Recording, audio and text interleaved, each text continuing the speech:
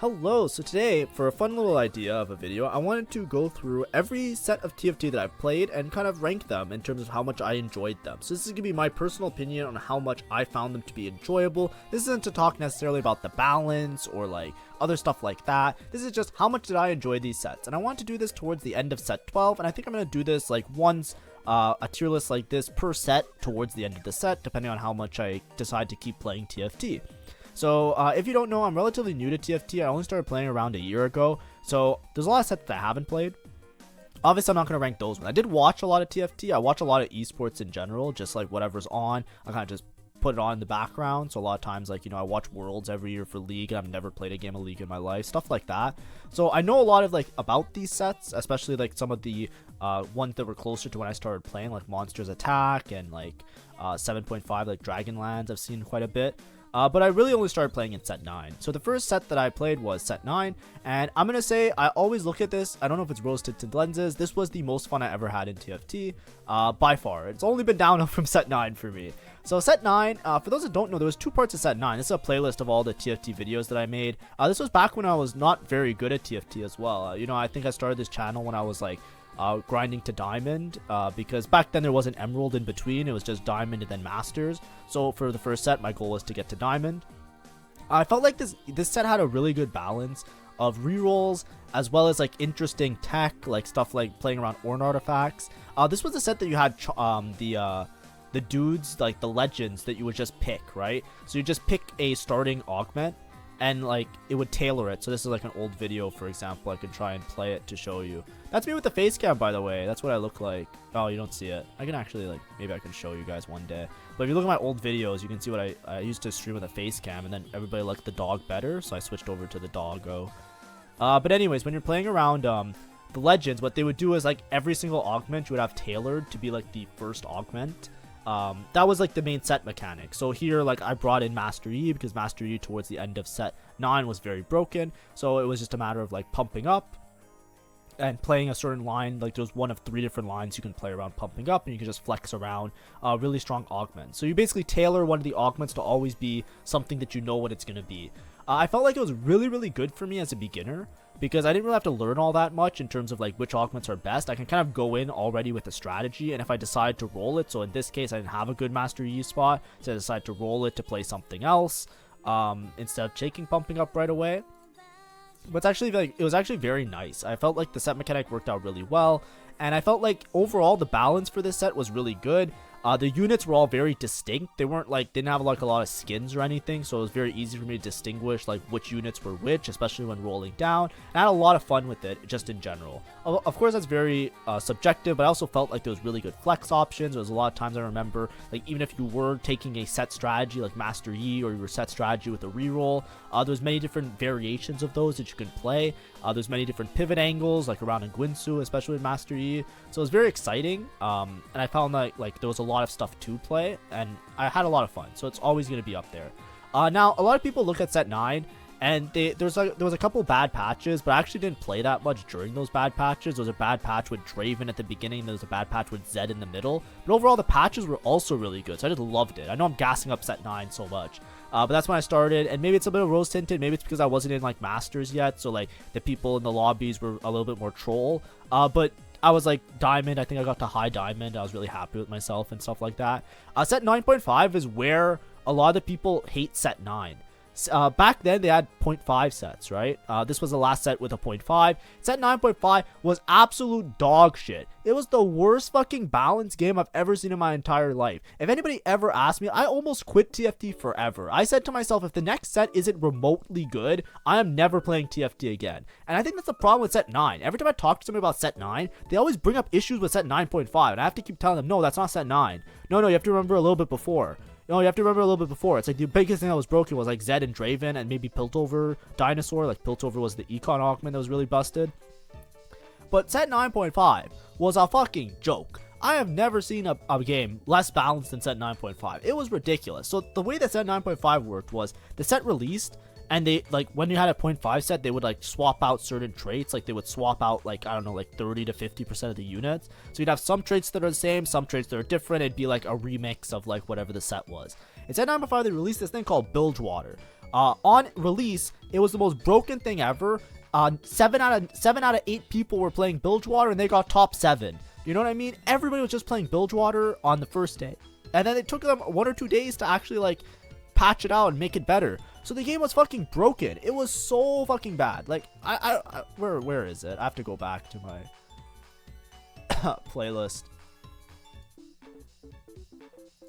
Let's scroll up. Let's find it here. Like, where was it? It was like all over the place. It was like you just hard force Bilgewater every fucking second of every fucking game. Like, you could probably see, like, in my match history, there's a point where I just kept playing fucking Bilgewater as soon as here it released. Look, Bilgewater, just Bilgewater. Like, it was so fucking bad, right? And it was so miserable. And you just had to force Bilgewater. Then after Bilgewater, you would say, okay, they fixed it, right? They patched it after that. After Bilgewater, it was like all 1-cost rerolls. So it felt really, really bad. The 4 costs were really bad. There was like an Ionia variation with like a spatula at one point that they like made it work so you could play around like Zaya. But like it was pretty bad all around, so it was just miserable. Then after that, like when the set finally started to become fun, they buffed Multi-Striker, and then Multi-Striker was like, it was like a hard force Multi-Striker every fucking game. Like over here, like I literally just, it was just Twisted Fate reroll and then Void reroll, and it was just like reroll. Oh my god, I had so little fun with this set. And it was just like, you just keep going. Look, I had like fucking here we roll again, playing Twisted Fate again. Like, it was so miserable. And then like the problem was like this was the patch right before regionals. And if you don't know what competitive T, usually like when it goes towards like the later end of tournaments, the same spot that we are in set 12 right now, you get to a point where like the meta kind of defines itself, and then they just kind of do small adjustments to it, because like for competitive integrity you can't really like make drastic sweeping changes about everything, because at that point you know, you can ruin the competitive environment for a lot of those players.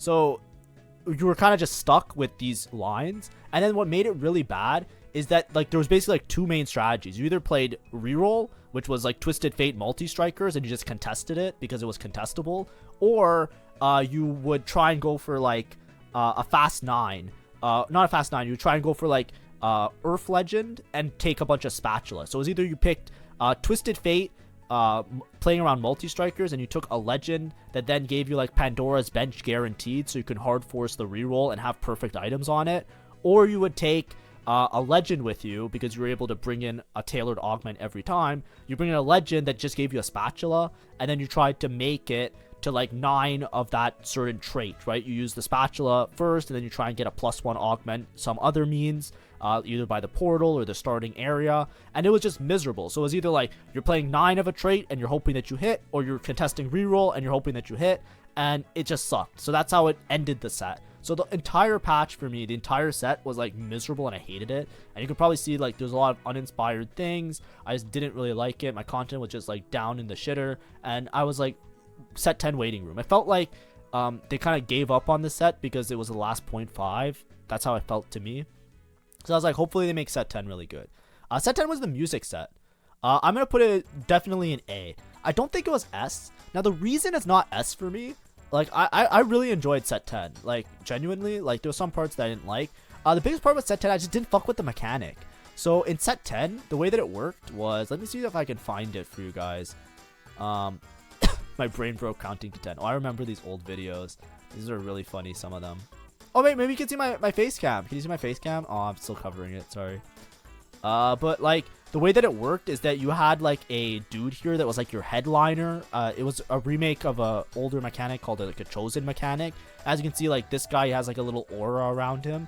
Basically, what happened is if you bought a certain unit, it would give you an upgraded version of that unit, see? And then it would also give you a +1 on the trait itself. The thing is, it seemed really cool at first. The set started out being very, very flexible, like a fast 9 kind of like all play high cost units. And the reason was you always want to roll on expensive units because you wanted, like, you know, you got a free upgraded 4 cost, right? If you leveled to level 8 or you made it to level 9, you're guaranteeing yourself a upgraded 4 cost or an upgraded 5 cost.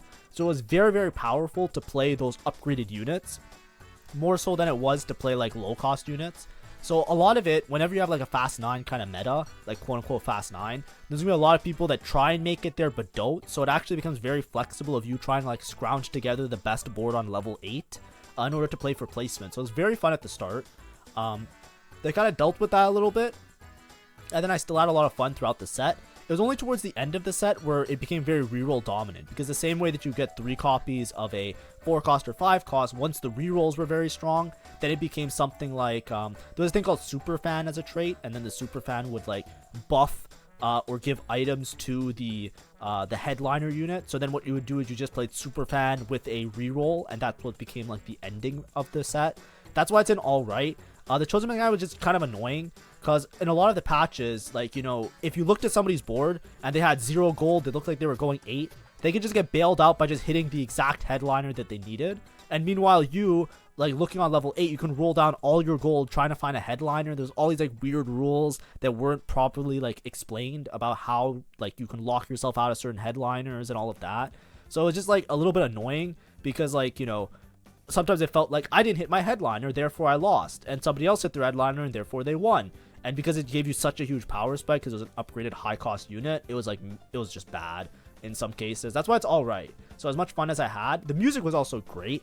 I didn't use the music. If you watched my old videos, I never really played the music in the background. The only reason is that like, you know, because I play so many games, like I play like 300 or 400 games every set, at one point the music became a little bit repetitive to me. But from a casual perspective, you put different bands in, they made this thing so that the music would change and like add different instruments to the same song, so it'd be like remixing. So it was very, very cool. And I think that concept, I think out of all the sets I've played, concept wise it was up here, but like in terms of like execution, it was definitely in the alright tier.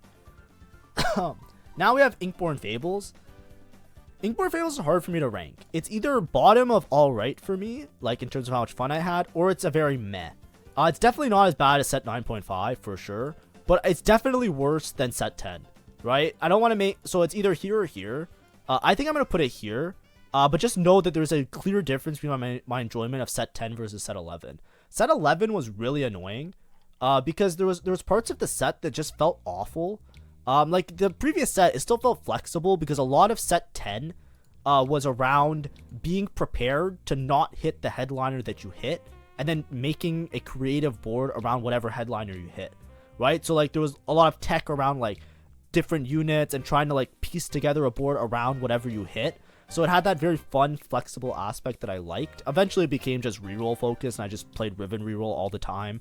But it was still fun for me to play Riven reroll, because I liked 8-bit, because 8-bits are cool. It actually appealed to me as like a fan of arcadey type of stuff. Set 11, I took so many breaks in set 11 because I absolutely hated it. The set started out very reroll focused. I'm gonna try and find some examples of it. Here's me playing like 100 fucking games of Riven reroll. Look, every couple slots, you'll see when it became very reroll focused. You see the 3-star, the 3-star, the 3-star, the 3-star. You see like towards the end of the set, all I did was I just rerolled, because that was just the strat. So, you know, towards the end of set 10, it was pretty unfun. Set 11, it was very reroll at the start, right? You were usually rerolling like Yone or 3-cost rerolls, and it was a big problem for much of the set.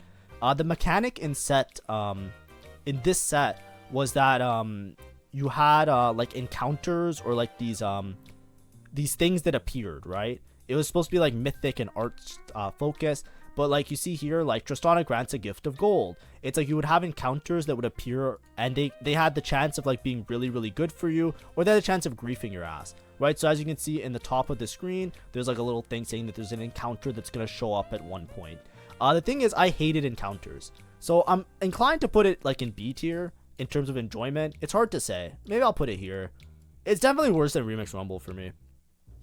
Like, the patches were really not fun at the beginning because they were reroll. Encounters were so annoying because sometimes you're just playing the game, and then Kha'Zix. I fucking screamed about Kha'Zix all the time. There would be an encounter, it would show up, and it would be like, guess what? It costs 3 gold to level up now. Have fun. And it was like, bro, I just used all my gold. It was so fucking unfun. So I hated encounters.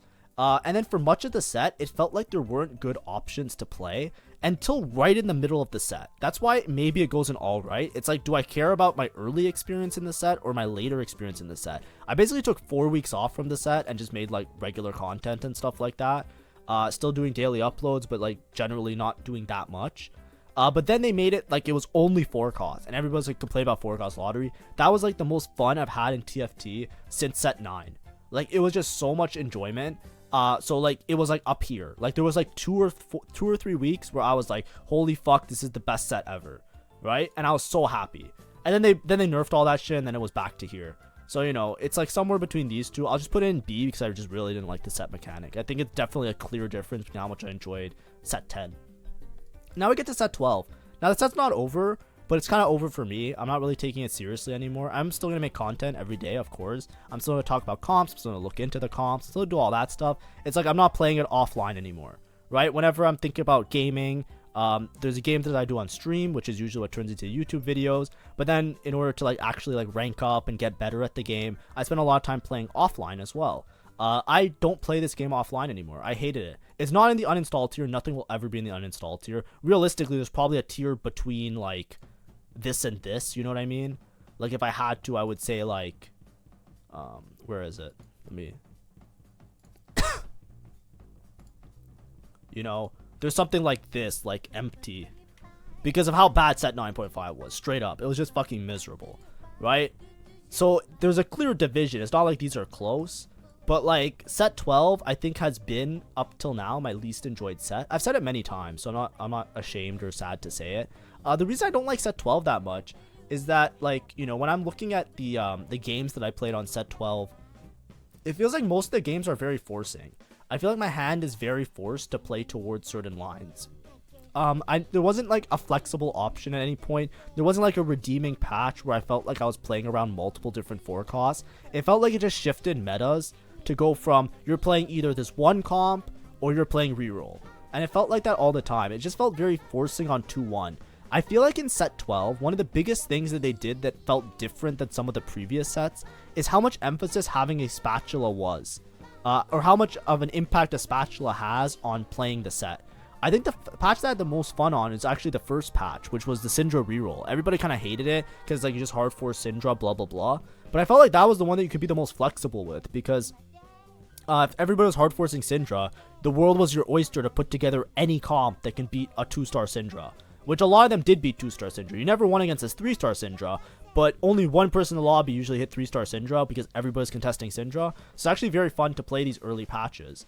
And you can see, like, I tried out a lot of comps, right? I was playing Varus. Like, people criticize me a lot when I say, like, it feels very forcing. I feel like I don't have flex options. You have to understand, I've been playing comps that people only know about now. Like, this is 2 months ago. I was playing Silvermere Dawn Fiora. 2 months ago, I was playing Varus, right? Like, I was trying my best to, like, learn and play every single unit possible, be as creative as possible, put as many different boards together as possible, right? Like, I had Portal Delivery. They took this out before the game released, by the way, but, you know, I was playing, like, Ezreal reroll and Hui reroll, like, as early as I could. I tried Cassio reroll, like, you know what I mean? Like, I tried as many options of different comps as I could, and I tried really hard this set to, like it and enjoy it and, like, get good at certain comps. But over time, it just became very apparent that if on 2-1 you got a spatula, it unlocked really, really strong comps for you. On 2-1, if you got a good augment, like learning to spell or something like that, or something that gave you a lot of direction, or itemization or gold or something like that, it always felt like on 2-1 you were making majority of the decision on where the direction of your game was going. And that's the part that I didn't like. I felt like I couldn't really flex around different ideas or different boards. I couldn't just make a front line, make a back line, and play for like a fourth. I'm not saying I want to go first. I'm just saying to play for a fourth. It always felt like no matter what, you kind of had to like decide very early on what you were playing and then just kind of play towards that, maybe with one out that was very niche. And that's why I didn't enjoy it that much. I think the set mechanic was really, really good. I love charms, but for me, it wasn't very enjoyable. Now, of course, in closing of this tier list, I just want to do this every time because I thought it would be a fun video to do. You know, I was thinking about like making something like this because I see other people make stuff like this, and I say, hey, you know what, I should do on my channel too. Just to let you know, your list can be completely different. I'm not saying these sets are good or which one's the better one. Your set might say that set 12 is like fucking triple S tier and it's your favorite. That's totally fine and that's totally valid, and you can love everything. You can hate set 9, you can love set 10, you can hate that, you know what I mean? This is just how much I enjoyed it personally in terms of my play style. And I felt like the one that I enjoyed the most, it kind of goes like this. You'll see that there's like this trend, and this is also part of what I was saying a lot of the time. when I think about it critically, I feel like over time, TFT is becoming less and less enjoyable for me. I feel like the direction overall in the game is becoming more like more power to vertical trades, more power to low cost units. And it's not as much of like just like a clusterfuck of just like this patch, these are the comps, and you just try and like flex around it type of beat. So I'm really excited for set 13 to see if they'll maybe do better. Better for me at least, so I have more enjoyment out of it. But I'm looking very much forward to set 13. As soon as we get any information about set 13, don't worry, I'll be talking about it on my channel. But just to let you know, this is kind of like my overall thing, how I look at stuff as a reference point. If you agree with me or disagree with me, that's totally fine. But you know, I'm hoping that set 13, it's maybe like, you know, for me at least, there's like a little less reroll, a little more like flexibility without needing a spatula. I would love to see vertical traits weaker and actual units being buffed to be stronger, right? Like for example, like the last patch, they nerfed Rakan instead of nerfing Fairy. Like, you know, I understand that for beginner players, you want the vertical traits to be very accessible, but, you know, I want patches to be like the opposite of that, you know, like buff Rakan, nerf Fairy, you know, like as comp, like stuff like that. I talked about it in my patch review as well, but you know, I told you guys to skip it, so I'm not going to harp on it anymore. Anyways, that's my tier list. Hopefully that was an enjoyable watch, maybe reminisce down memory lane. And if you ever want to look at those old videos and just remember like how fucked up some of the previous sets are that I played and how things were going for me back then, you can check it out. Thank you for watching, and hopefully have a great day.